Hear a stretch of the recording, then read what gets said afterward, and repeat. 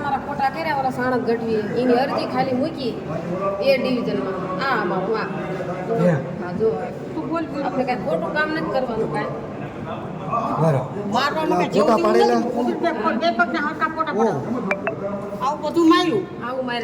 તમે દવાખાનામાં ફોટા પાડી મૂક્યા દાખલ હતા 5 દિવસ આના ફોટા પાડી અને તમારા કાગળિયામાં મૂકજો.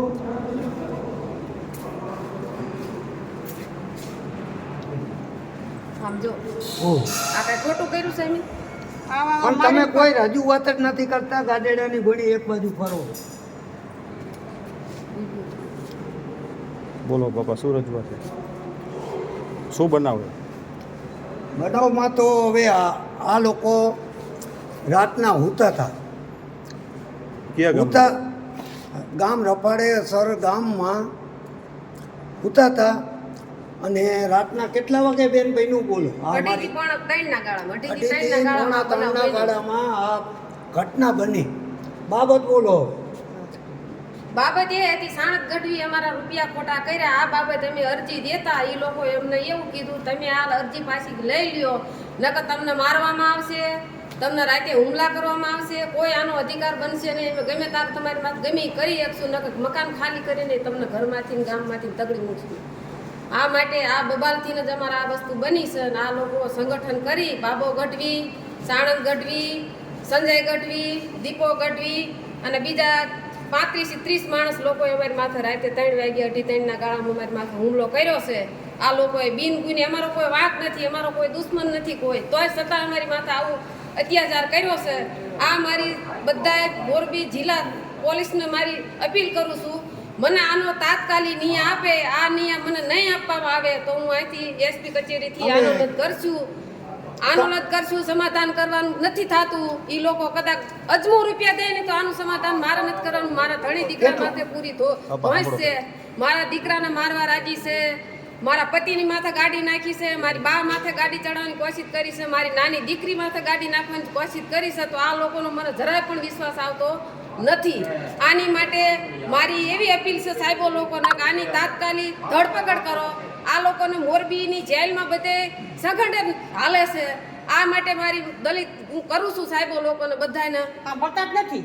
જુનાગઢની જેલમાં નાખો અથવા વડોદરાની જેલમાં નાખો, સુરતની જેલમાં નાખો, નીતિન વતીન ન હરખો તો બીજે બહારના દેશની જેલમાં નાખો. મારે આની તાત્કાલિક બધી જવાબદારી જોઈ મારી આવી નમ્ર વિનંતી છે. કરતી જ નથી. આ બધા ગંતી ધોળા કરો છો. 15 દિવસ થયા તો આ પોલીસ ધરપકડ નથી કરી. આજ 8મો દિવસ છે. આવતા મંગળવાર આ બનાવ બન્યો છે. આજ 8 દિવસ થયા છે. 8 દિવસની અંદર કોઈ ધરપકડ નથી કરી. બધા જોઈ જોઈને વયા જાય છે. અને અમે રક્ષણ એવું માંગ્યું હતું તોય છતાં ઓલા જેડી વાળા પોલીસને માંગે છે. કાં બીજું આપણું તાલુકા પીઆઈને કોઈને કાંઈ જાણ થતી જ નથી. તો એ લોકો કેમ કોઈને કાંઈ મૂકતા નથી અમારી માટે? આ લોકો આવા સંગઠન કરીને અડધી રાતે મહિલાને દીકરીઓને બધાની માથે ઘા પડઘા, ધારિયા, ધોકા, રિવોલ્વર જેવા હથિયાર મૂકી અને અમને આવા બળજબરીથી બીવરાવે છે. તો આની માટે આ પોલીસ, મોરબીની પોલીસ શું કરવા માંગે છે? અમારી માથે જાનથી હુમલા મારવાની કોશિશ કરી છે અને હજી કરતા રહે છે. અમને બધો હજી મેસેજ આવે છે તમને આ લોકોને ફૂલ ધમકી છે અમને. તો આનો અધિકાર પોલીસ બનવામાં તૈયારી રહે. અને બીજા નંબરમાં કે મેં 2 મહિના અગાઉ મારો છોકરાને ફાંસા કર્યા હતા, જેલમાં હતો મારો છોકરો. અને સાણંદ ગઢવી મારી પાસેથી 8.5 થી 9 લાખ રૂપિયા લઈ ગયો છે. તમને પાછા મળશે, તમને પાછા મળશે. એમાં મને 4,90,000 રૂપિયા મારા ખાતામાં જમા થયા, બાકીના એ ગપ કરી ગયો છે. અને એને આ સંગઠન બનાવી અને આ બધા ગઢવીને મારા ઘરે રાતે હુમલો કરવા મેકલા છે.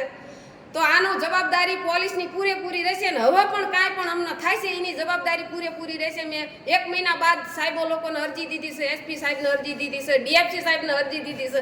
તો આનું કાંઈ સંગઠન લેવામાં આવ્યું જ નથી સાહેબ. તો હવે તો બીજું તો શું કરી શકીએ? અમે ગરીબ માણસ છીએ. મારે 2 દીકરીઓ જવાન છે, મારા ઘરે દીકરાની વહુ જવાન છે, મારા દીકરાના ઘરે દીકરી. અમે 8 પરિવારનો સભ્ય છીએ.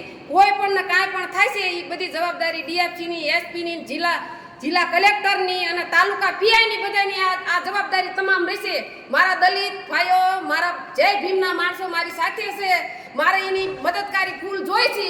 આ લોકો આ 3 દિનની અંદર આ લોકોને ધરપકડ નહીં કરવામાં આવે તો અમે હજી અત્યાચાર કરશું ને અમે મરી જઈશું. આ એસપી કચેરી મારા 8 પરિવારનું મારી નાખી દવા પીને. બાકી હું કાંઈ માંગતી નથી. આ લોકોને તાત્કાલિક ધરપકડ કરે ને જેલમાં નાખે અને આગા નાખે. અહીંયા એનું બધું મોરબીમાં ફરતું સંગઠન ચાલુ છે પોલીસનું. પૈસા ખાય છે બધા લોકો, એટલે અમારું કાંઈ સાંભળતા નથી. આ માટે મેં બી અરજી આપી છે. મારા ધણી દીકરાને મારવા લોકો ફરે છે, તો સાહેબ આ માટે હું અરજી દઉં છું. આનું તમે કાર્યવાહી કરજો. તો તમે કેમ ન કરી? અને અરજી તમે લીધી અમારી માટે, તો તમે અમને આયોજન લેવા કેમ ન બોલાયા? તો અમારી અરજી તો તમે ગપમાં જ નાખી દીધી ને. આ બધી જવાબદારી તાલુકા પીઆઈની, કલેક્ટરની, એસપીની, ડીએફસીની રહેશે. અને તોય છતાં નહીં માને તો અમે રાજકોટ જઈશું. રાજકોટ જવાબ નહીં મળે તો અમે ઠેઠ અમદાવાદ જઈશું હાઈકોર્ટે જવાબ નહીં મળે એટલે અમે ઠેઠ ગાંધીનગર સંલગ્ન કરશું. અને આ મારું બધું એ વિડીયો તમે મારી દલિત સમાજ મારી આજી જીવન હું તમારી વિનંતી કરું છું. આ મારો વિડીયો આખી આપણે ગુજરાતમાં મારો વિડીયો વાયરલ કરી નાખો. આપણે જુનાગઢમાં જે અત્યાચાર બન્યો છે રાજુભાઈ સોલંકીના દીકરાનો, એવો ને એવો મારા દીકરાનો વિડીયો ઈવડાઈ લોકો કરવાના હતા, પણ મારો દીકરો ફોન દ્વારા આવ્યો નહીં. નકર મારા દીકરાનું અપહરણ કરવાનું હતું. રિક્ષા ભાઈ લીલાપર ગામ સુધી રિક્ષા બાબો ગઢવી લઈને ગયો તો 5 થી 6 જણા રિક્ષા લઈને વાયા પડ્યા હતા. મારો છોકરો કે હું બાજવા નહીં આવું, મારે બાજુ નથી, અમે ગરીબ માણસ છીએ. તોય છતાં લોકો રાતે મારી હુમલો કર્યો. શું કારણથી હુમલો કર્યો? મને આનો ન્યાય આપે. અને ગઢવી લોકો રહ્યા મારી મહેનત કરેલા પૈસા ખાઈ ગયા. બરોબર, મહેનત કરીને અમારા પૈસાને એને રોટલા શેકીને ખાધા, અને તોય છતાં અમારી માથે આવા અત્યાચાર કરે છે, અમને મારે છે, અમને કૂટે છે. મારી ઉપર આવો અત્યાચાર આ કર્યો. કેસ ચાલ દિલ્હી સુપ્રીમ કોર્ટ જવા પડે.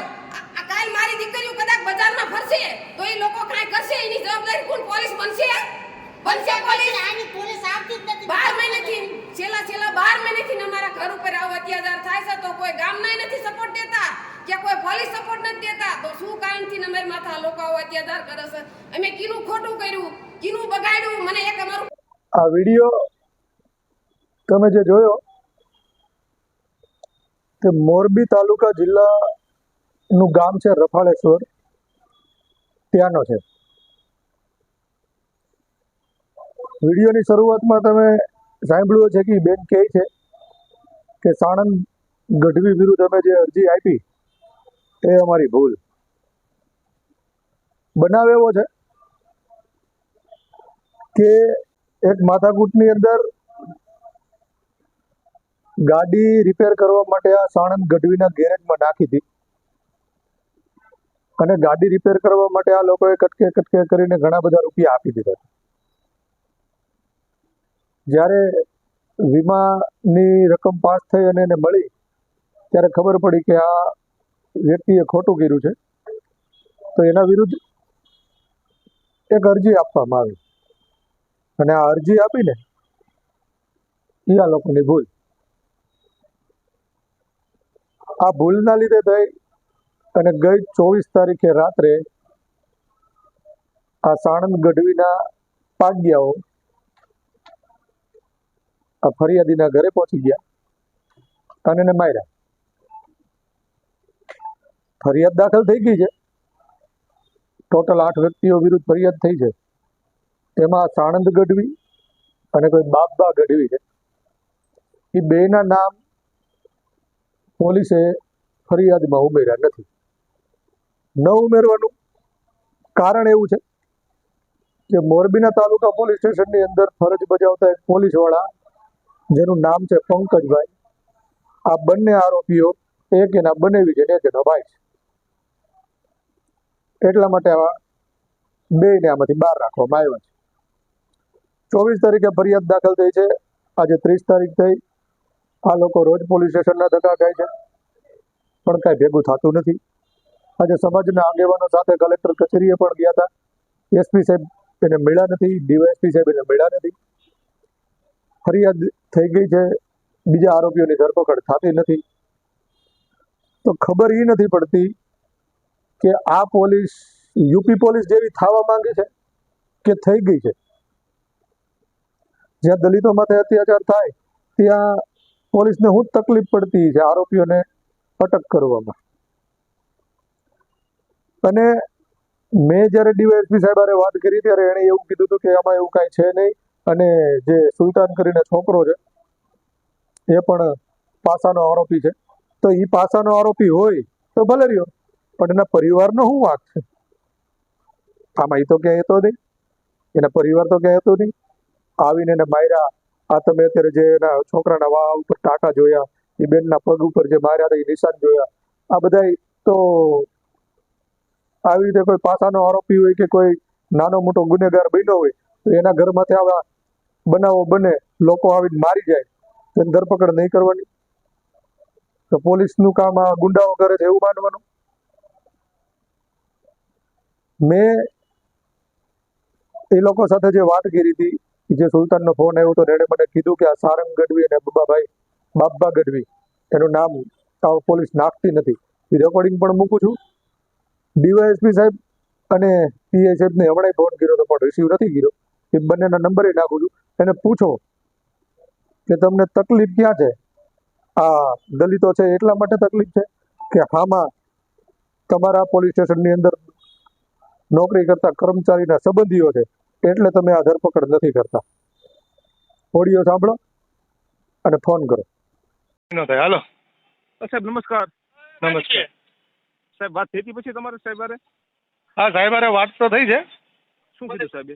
એ કહેતા હતા કે ભાઈ અમે છાતી વિધિ કરશું. સાહેબ શું છાતી વિધિ કરશું એવું મારે વાત થઈ. સાહેબ આમાં મેન બે સૂત્ર સાથેનું સાહેબ નામ કેમ એડ નથી કર્યા હા એ બધી મેં વાત કરી. મને કે ભાઈ એમાં એ બેને સહી કરી છે, અમે થોડી પરાણે કરાવી. પણ સાહેબ એ વાત સાચી છે, પણ એને મને ફોન એમાં શું થયું સાહેબ ખબર છે? તમારી માથે કઈક કેસ છે? હે તમારી માથે કઈ કેસ છે? ના અત્યારે મારા પર કોઈ ફરિયાદ દાખલ નથી થઈ. હા તો પેલાના કઈક છે ને? હા પહેલાનો ગુનો સાહેબ છે. આ કઈક સાહેબ વાત કરતા હતા. મેં કીધું એ તો મને નથી ખબર, હા. પણ અત્યારે જ મને આ બાબતે ફોન આવ્યો હતો એટલે મેં કીધું તો કે ના ના ભાઈ અમારે જે હાલે છે એ પ્રમાણે જ અમે કરીએ છીએ. હજી સાહેબ કોઈની ધરપકડ થઈ નથી. વોટ્સઅપ કોલમાં ધમકી આવે છે ફરિયાદ પાછી લેવા માટે. ભાઈ બધી વાત કરી મેં ભાઈ. તો સાહેબે શું કીધું? જોઈએ એકાદ બે દી નકર વળી પાછું કંઈક કેટલું નકર હળગે છું. ઠીક છે બા. ઓકે.